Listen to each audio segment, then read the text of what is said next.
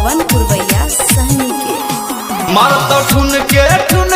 मुँह के माई गे झाड़ देतौ गे मर तो ठुन के मुँह के माई गे झाड़ देतौ गे आदर भंगा वाली पुतहु पिठी ससार देतौ गे मधुबनी वाली पुतहु झोटा उखाड़ लेतौ गे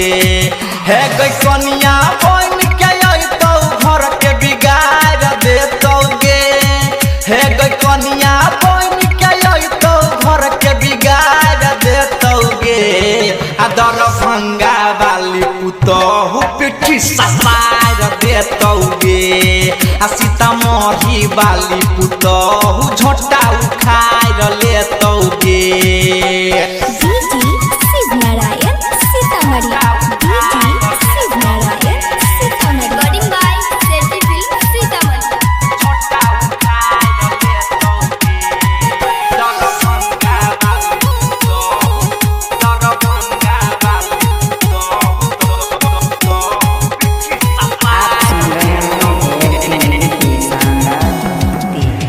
नया नया कनिया रहतौ त गोर हाथ दबैतौ गे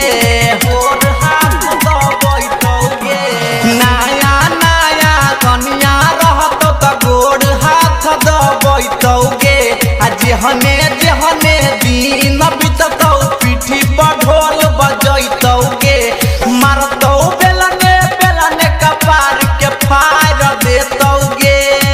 तोरा मारतौ बेलने कपार के फाड़ देतौ गे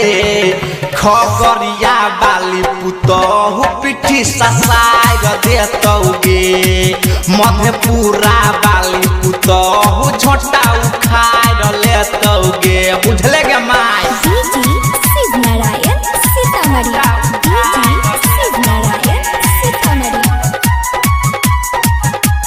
झोटा उखाड़ लेतौ गे दर भंगा वाली पुतहु दर भंगा वाली पुतहु पिठी ससार देतौ गे शादी कई के सुन गे माई दुख नहीं तोरा देबौ गे दुख नहीं तोरा देबौ गे शादी कई के सुन गे माई दुख नहीं तोरा देबौ गे अपने कमा के अपने बना के तोरा बाऊ के खियहिबौ गे रे मरतौ तोरा खचार देतौ गे माई गे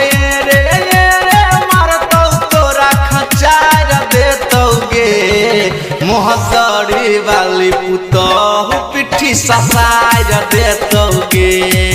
सरलाही वाली पुतहु पिठी ससार देतौ गे शिव नारायण सीतामढ़ी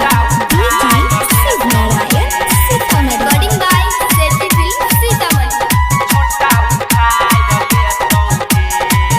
दर भंगा वाली पुतहु दर भंगा वाली पुतहु पिठी ससार देतौ गे पवन पुरवैया के तू माई बात नहीं टाल गे बात नहीं टाल गे पवन पुरवैया के तू माई बात नहीं टाल गे राइटर संजीत के मौगी घर में करै छै बाबा लगे बेसी जबदबी त कंठ दबा के मार देतौ गे बेसी जबदबी त कंठ दबा के मार देतौ गे जनकपुर वाली पुतहु पिठी ससार देतौ गे पूर्णिया वाली पुतहु पिठी ससार देतौ